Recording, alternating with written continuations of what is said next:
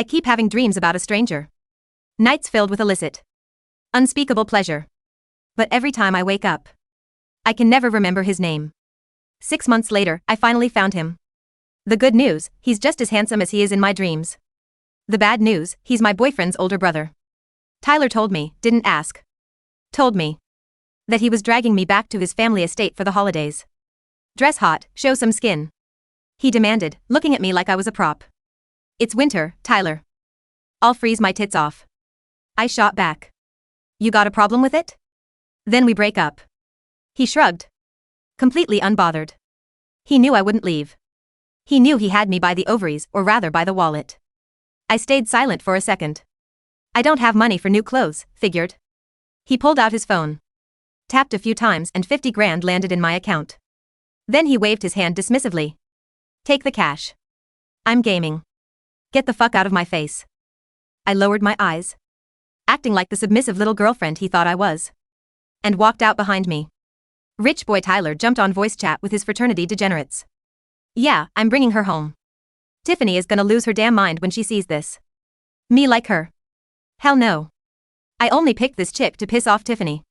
You think I'd actually date a charity case like her? Seriously? My family. It's all for show.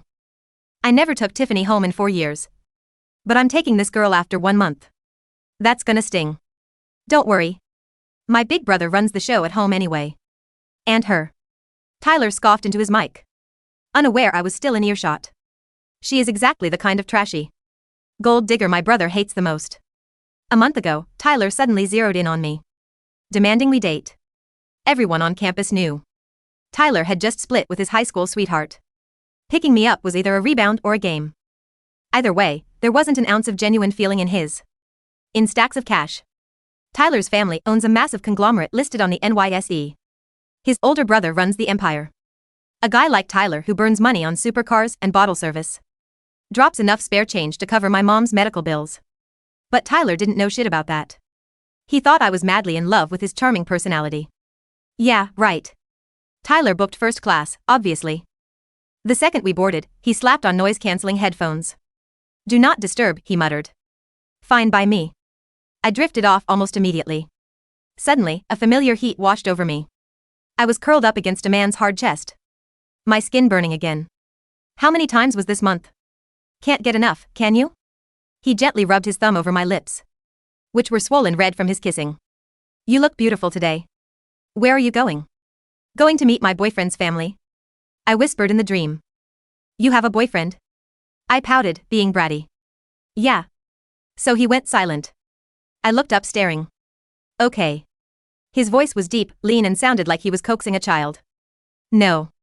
Why am I not satisfying you? Oh, you satisfy me. You satisfy me too much. But who settles down with a dream guy? When I wake up, I have nothing. Maybe that stung him. He didn't speak again. The jolt of the landing gear hitting the tarmac woke me up. Taylor was staring at me, frowning. Chloe, are you okay? You're sweating. I wiped a thin layer of perspiration from my forehead. I'm fine. That dream, again. It started 6 months ago. This stranger just appeared in my sleep. At first it was normal. Then I realized he was constructed like a Greek god. So naturally I started touching. Then the dreams went off the rails straight into X-rated territory. I didn't know who he was. Every time I asked his name, I'd forget it the second I woke up. Only the sensation, the touch. The heat felt disturbingly real. I even saw a shrink. Ideally. She said, it's just fantasies. You're young, horny, and repressed. It's normal. Makes sense. I've never even held a guy's hand in real life. Tyler thinks I'm beneath him and I'm just here for the paycheck. So we maintain a weird sexless distance. Your face is red, Tyler noted. Still staring. If he knew why my face was red, he'd probably have a stroke. I touched my burning cheeks. It's just warm in here. Have you seriously never been on a plane before? Hillbilly, he sneered. Yeah, first time. Thanks for the ride, Tyler. I was too honest. It killed his urge to mock me. A moment later, he awkwardly reached up and adjusted the air vent above my head. He froze, looking confused by his own nice gesture. Thanks, I said, looking out the window, not giving a damn. At baggage claim, Tyler wandered off to make a call. Did you invite Tiffany? Good. See you guys in a few days. My girlfriend, I'm dumping her ass the second Tiffany sees us together. He hung up quickly when he saw me approaching. Chloe. Listen up. One rule. Yeah, my parents are chill. But watch out for my brother. Why does he eat people? Tyler looked at me weirdly again. I used to just say yes and okay. Like a good little doll. Now that my savings account was almost full, my acting skills were slipping. My brother has a distinct stick up his ass. He's dominant, controlling. And what he says goes. Even my parents are scared of him. Just stay out of his way. Tyler was a chaotic brat. But implying his brother made him look genuinely fearful. Understood. I barely cared. You don't look happy to be going to my mansion. Tyler complained. I'm thrilled. I said.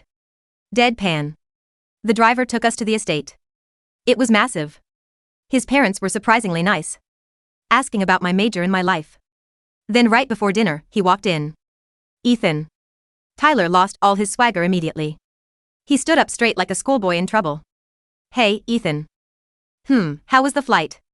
The voice, cool. Indifferent, with the texture of polished jade. It sent a shiver down my spine so hard my toes curled. I turned around and my eyes went wide. It was him, the man from my wet dreams. Ethan. This is my girlfriend, Chloe. Ethan's gaze swept over my face. Welcome. He looked exactly like the dream, though, thin. Heavy-lidded eyes looking cold and heartless. He loosened his tie and took a sip of water. A single drop rolled down his Adam's apple. And disappeared into his dress shirt. Cutting the fabric just enough to outline a hard pectoral muscle. Then he sat down. Everyone quieted down. Tyler looked terrified. The conversation eventually turned to me. Chloe. Tyler says you've never dated before. His mom asked. That's right. Tyler is my first. Oh, wow. A pretty girl like you, that's rare these days. I swallowed hard. Nervously glancing at Ethan out of the corner of my eye. He was cutting his steak, acting like he didn't hear a thing. Right? He doesn't know me. It was a one-sided fantasy. I probably saw his face in Forbes magazine and my subconscious turned him into a sex object. I pulled myself together. I'm lucky to have Tyler. He's famous on campus. I've been admiring him since freshman year. Tyler is a bit wild, but he's a good kid. Chloe, you're a scholar. Keep him in check for us. Don't worry. I really like Tyler. No. I really like the check you guys are about to write me. Suddenly, I felt a gaze burning into me. I looked up. Ethan was typing on his phone. Not looking at me at all. Was I hallucinating? I stayed at the estate for a few days. Ethan was rarely home. When we crossed paths, he gave me a polite nod. Total stranger vibes. I was more convinced than ever. The dirty dreams were just my brain being weird. The day to meet Tiffany approached. Tyler hated my clothes, so we had someone buy a sexy outfit. A skimpy slip dress in the middle of winter. He made me put it on for photos. The house had heating, but the dress was basically tissue paper. I was shivering, but Tyler was too busy trying to get the perfect angle to make his ex jealous. The next day, I woke up with a raging fever. Tyler didn't give a shot. He left to get drunk with his buddies. Of all the times to get sick. I heard him bitching on the phone as he left. She better not embarrass me in front of Tiffany. Got any backup girls? Just in case? I was burning up, floating between reality and hallucination. My throat felt like I'd swallowed glass. I stumbled out of bed to get water. The study door across the hall was open. I looked up and saw Ethan. Tyler was out. The parents were out. Ethan should be at work. Why was he here? Only one explanation, I was dreaming again. Good. If it's a dream, I can do whatever I want. I stumbled into the room and collapsed into his arms, whining. I feel terrible. He froze for a second. Did you take medicine? Yeah. Rest. Then I clung to him, refusing to let go. I nuzzled my face into his neck. I met a guy who looks exactly like you. Is that so? But I know he isn't you. How can you tell? Because you're a dream. And the second I see this little mole on your collarbone, I know I'm asleep. I definitely unbuttoned his dress shirt. My fingers traced the ink-black mole on his collarbone. I knew this spot. I'd bitten it. Licked it. How do you know about Ty? My brain short-circuited. The sexual tension froze into ice. I pinched my thigh hard. Pain. Fuck, this wasn't a dream. This was reality. And the man I was currently grinding on was the real, living, breathing Ethan Chloe. He whispered my name, his voice low and husky enough to vibrate through my bones. I spent 6 months asking you in my sleep. Finally, I know your name. I paralyzed. What did that mean? He was having the dreams too.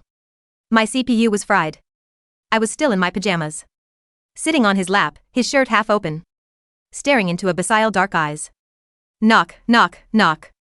Ethan, you in there? Have you seen my girlfriend? Tyler. Why was he back so early, bro? I heard Chloe's voice. Dead silence. No answer. I'm coming in. The doorknob turned. The doorknob turned with a metallic groan that sounded like a gunshot in the silent room. My heart hammered against my ribs, a frantic bird trapped in a cage. I was sitting on Ethan's lap, his shirt undone, my hand on his chest. If Tyler walked in now, the good girl charade wouldn't just be over, it would be a nuclear detonation. Tyler was a brat, but humiliation made men like him dangerous. Ethan didn't panic. He didn't even blink. With a fluid motion that defied physics, he gripped my waist and slid me off his lap and into the knee-hole of his massive mahogany desk in one breath. He spun his chair around, effectively walling me in with his legs just as the door swung open. Ethan? Tyler's voice was whiny, nasal. You in here? I was curled into a ball in the darkness under the desk, pressing my hand over my mouth to stifle the ragged breaths tearing through my feverish throat. The scent of polished wood and expensive leather was overwhelming, but underneath it was him, sandalwood, rain, and the distinct musk of the man who had haunted my nights for half a year. What is it, Tyler? Ethan's voice was calm, terrifyingly steady. Above me, I heard the rustle of paper. He was pretending to work. I'm looking for Chloe. She's not in her room. I thought maybe she wandered in here.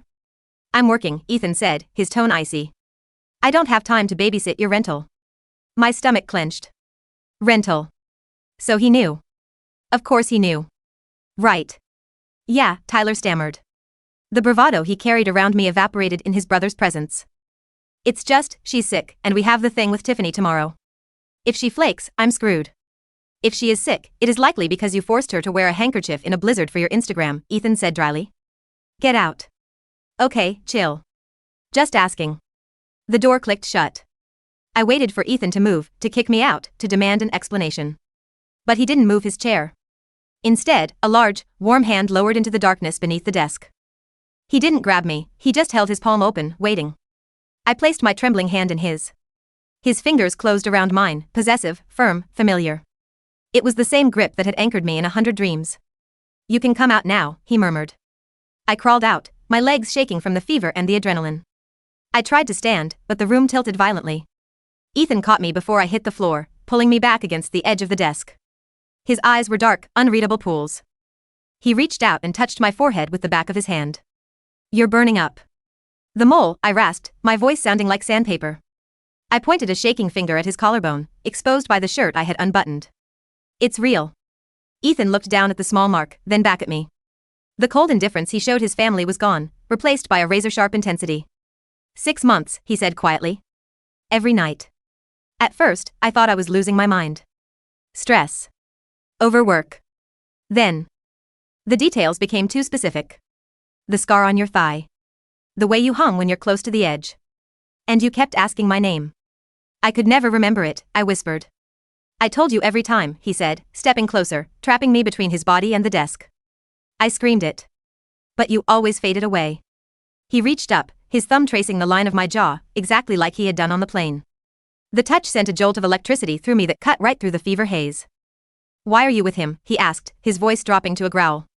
Why are you with a boy who treats you like an accessory? Money, I admitted. The fever made me too tired to lie. My mom, medical bills. He paid. I just have to play the part. Ethan's jaw tightened. A muscle feathered in his cheek. How much? 50 grand. He scoffed, a dark, humorless sound. 50 grand. That's the price? He leaned down, his lips brushing the shell of my ear. I would have given you the world, Chloe. All you had to do was ask. I didn't know you were real, I breathed. I am very real, he murmured. He swept me up into his arms, bridal style. Put me down, I panicked weakly. Tyler.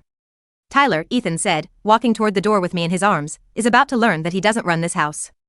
And he certainly doesn't own you. Chapter 2, The Fever Break. He didn't take me back to the guest room. He took me to the master suite, a wing of the house I was strictly forbidden from entering. It was stark, modern, and smelled exactly like the dreamscape. He laid me on a bed that felt like a cloud. I was shivering violently now, the fever spiking. "Stay," he commanded.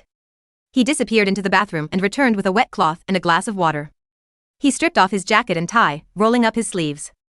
For the next 6 hours, the ruthless CEO of a global conglomerate became a nurse. He wiped my face. He forced me to drink water.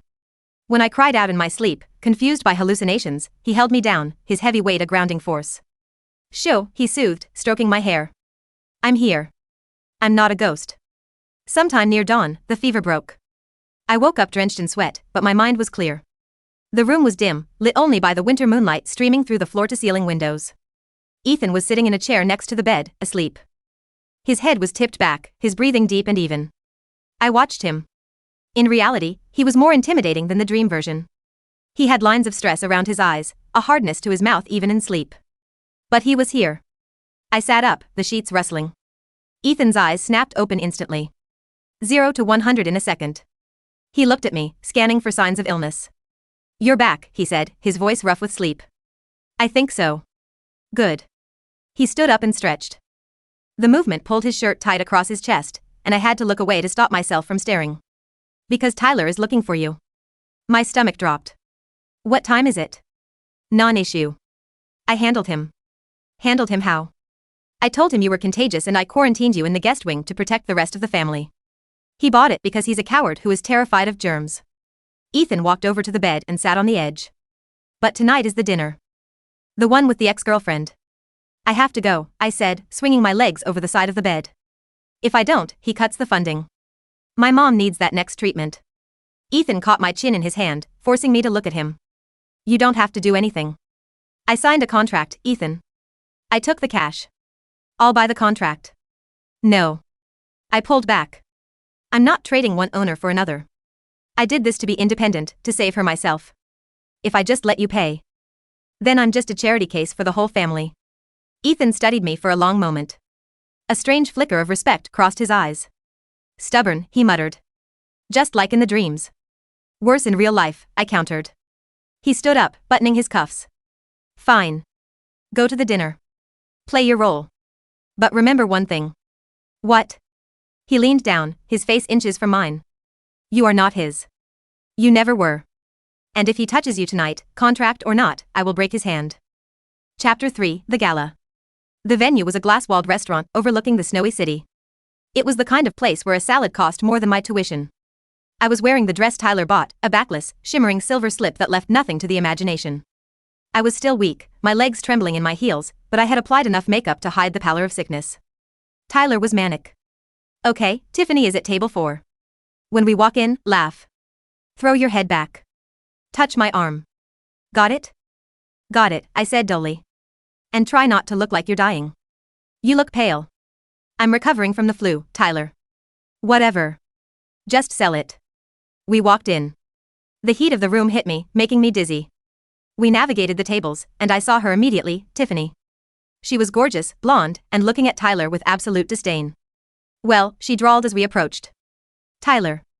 And, this must be the flavor of the month." "This is Chloe," Tyler said, sliding an arm around my waist and squeezing too hard. "My girlfriend." "Charmed," Tiffany said, not looking at me. "I heard you failed econ, Tyler. Daddy must be proud." Tyler's face went red. The banter turned vicious quickly. I stood there, a prop in a silver dress, feeling the room spin. I needed water. I needed to sit down. "Tyler," I whispered. "I need a minute." "Not now," he hissed through his teeth. "I'm going to pass out. Don't you dare embarrass me." He dug his fingers into my hip. Suddenly, the air in the room changed. It wasn't a temperature drop, it was a pressure change. Conversations lulled. Heads turned toward the entrance. Ethan had arrived. He wasn't wearing a tuxedo. He was in a charcoal suit, no tie, the top button of his shirt undone. He looked like a wolf walking into a kennel of poodles. He didn't look at the waiters. He didn't look at the menu. He looked straight at us. He walked across the room, his stride eating up the distance. Tyler saw him and visibly shrank, releasing his grip on my hip. "Ethan? What are you doing here? You said you hate these things." Ethan ignored him. He stopped in front of me. He looked at my pale face, the sweat beading on my hairline, and the red marks on my hip where Tyler had grabbed me. "You look like hell," Ethan said to me. "Thank you," I managed to say. "You look expensive." A corner of his mouth twitched. "Tyler," Ethan said, his voice carrying across the silent room. "Your girlfriend looks ready to collapse." "She's fine," Tyler lied. "She's just a bit. I'm taking her home." "What?" Tyler sputtered. "No. You can't just take her. She's my date. Tiffany is watching." Ethan turned his head slowly to look at Tiffany. She froze, her champagne glass halfway to her mouth. Ethan gave her a nod that was more of a dismissal than a greeting, then turned back to his brother. "You are playing games, Tyler. And you are playing with things you cannot afford to break. I paid for her." Tyler snapped, his voice rising, cracking with petulance. "She's here because I bought her time. She doesn't leave until I say so." The restaurant went deathly silent. I closed my eyes. There it was. The truth, out in the open. I was the whore. He was the John. I expected shame. Instead, I felt a hand wrap around my wrist. "Contract terminated," Ethan said. He pulled me away from Tyler. "Ethan, you can't do this." Tyler yelled, looking around frantically as people began to whisper. "Mom and Dad will hear about this." Ethan stopped. He turned back, still holding my wrist. "You're right. They will. They'll hear that you treated a guest like cattle. And then they'll hear that I've cut your allowance by 80% effective tomorrow morning." Tyler's mouth fell open. "You can't. Watch me." Ethan pulled me toward the exit. I stumbled, my heel catching on the carpet. He didn't let me fall. He wrapped an arm around my waist, gentle, supporting my weight, and walked me out of the restaurant, leaving his brother humiliated in the center of the room. Chapter 4, The Breach. The cold air outside was a slap in the face. Ethan's driver was waiting. He bundled me into the back of the Maybach and the door sealed us in silence. I slumped against the leather seat, the adrenaline crash hitting me hard. "You shouldn't have done that," I whispered. "He's going to tell everyone I'm a gold digger." "Let him," Ethan said calmly. "University gossip is currency for children. It doesn't spend in the real world." "I needed that money, Ethan. The remaining balance, he won't pay it now." Ethan reached into his inner jacket pocket and pulled out a checkbook. He scribbled something, tore it out, and held it out to me. I looked at it. It was for double the amount Tyler had promised. "I don't want your money," I said, my voice trembling. "I told you. It's not charity. It's a severance package." "From who?" "You. From the family. For putting up with my brother's incompetence." He tucked the check into my frozen hand. "Take it, Chloe. Pride doesn't pay for chemotherapy." I stared at the check, tears stinging my eyes. He was right. I hated it, but he was right. "Where are we going?" I asked. "My place. The city penthouse. Not the estate." "Why?" "Because if we go back to the estate, I might actually kill him. And," he paused, his voice softening, "I think we need to figure out what is happening to us. Without an audience." The ride was silent. When we arrived at his penthouse, it was exactly as I expected, sleek, cold, masculine. But the view of the city was breathtaking. I stood by the window, looking out at the lights. Ethan went to the bar and poured 2 fingers of amber liquid. "The dreams," he said, standing behind me. "They stopped last night." I turned around. "Because I was there? In reality?" "Maybe." He took a sip of his drink. "Or maybe because the connection finally bridged. I felt you, Chloe. For 6 months. I felt your loneliness. Your fear. And..." His eyes darkened, "Your desire." My face flushed. It was a dream. I thought I was making it up. "You touched me," he said, stepping closer. "In the dream, you asked for things. You begged." "Stop." "Why? Are you embarrassed?" He set the glass down. "We've done everything 2 people can do, except exist in the same room. I know the shape of your body better than I know my own investors." He was standing right in front of me now. The air crackled. This wasn't the feverish confusion of the study. This was cold, hard reality. "Tyler thinks you're a prude," Ethan mused. "He thinks you're cold." "Tyler doesn't know me." "I do." He reached out and took my hand. He brought it to his lips, kissing the pulse point of my wrist. My knees went weak. "Ethan," I warned, though I had no idea what I was warning him against. "I'm not Tyler," he said against my skin. "I don't play games. I don't want a fake girlfriend to piss off an ex. I want the woman who has been haunting my sleep." "And then what?" I asked, pulling my hand back. "We date? The billionaire and the scholarship student?" Your family will eat me alive. You said it yourself, gold digger. I run the family, Ethan said simply. What I say, goes. If I say you are mine, then you are mine. Anyone who disrespects you answers to me. You're so arrogant. I'm effective. He stepped back, giving me space. Go shower. There are clothes in the master closet, a shirt of mine will fit. Order food. I have calls to make to clean up Tyler's mess. He walked away toward his office, leaving me standing in the middle of the most expensive room I'd ever seen, clutching a check for $100,000. Chapter 5, Waking Up. I stayed for a week. It wasn't a kidnapping, I could have left at any time. But I didn't. Ethan was busy during the days, running an empire. But at night, he came home to me. We didn't sleep together, not in that way, not yet. It was a slow burn. We cooked, well, I cooked, he watched. We argued about politics. We watched bad movies. He was deconstructing the barrier between the dream lover and the real man. He was showing me that he could be gentle without being a figment of my imagination. But the tension was building. It was a physical weight in the apartment.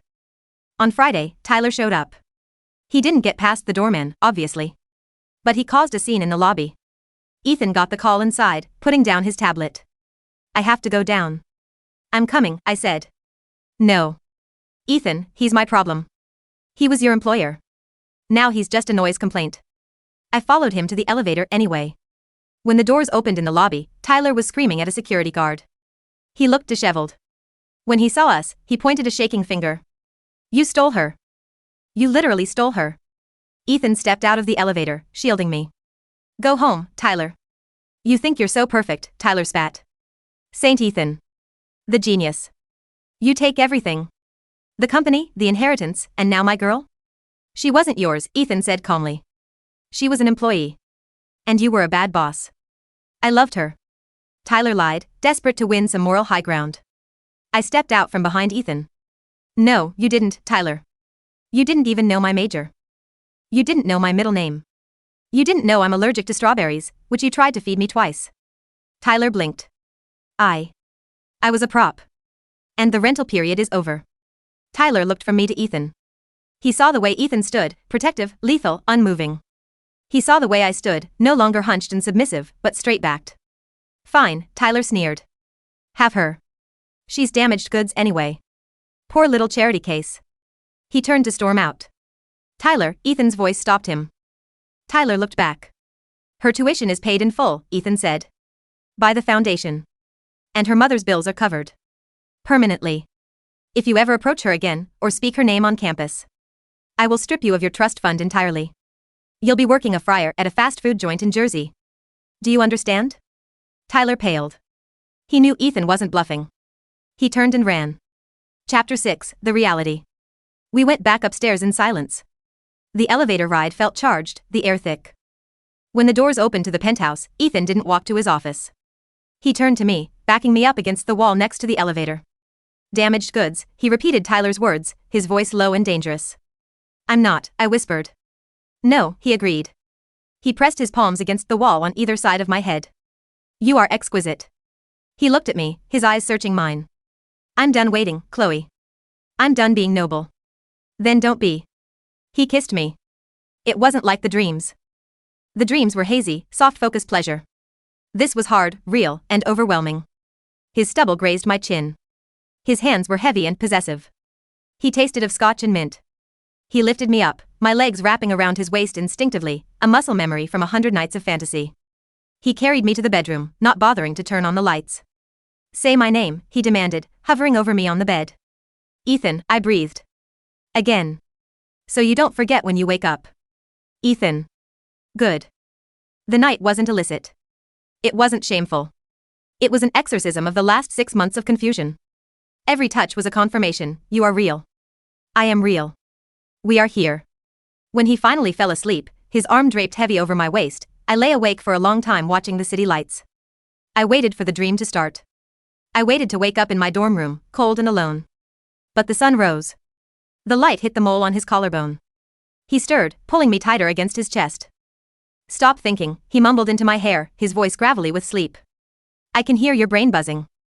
I'm just checking if I'm awake, I whispered. Ethan opened one eye. A slow, lazy smile spread across his face, a smile I had never seen in the dreams, a smile reserved only for reality. "You're awake, Chloe," he said, closing his eyes again and burying his face in my neck. "And you're not going anywhere." For the first time in 6 months, I didn't want to wake up. Because for the first time, reality was better than the dream.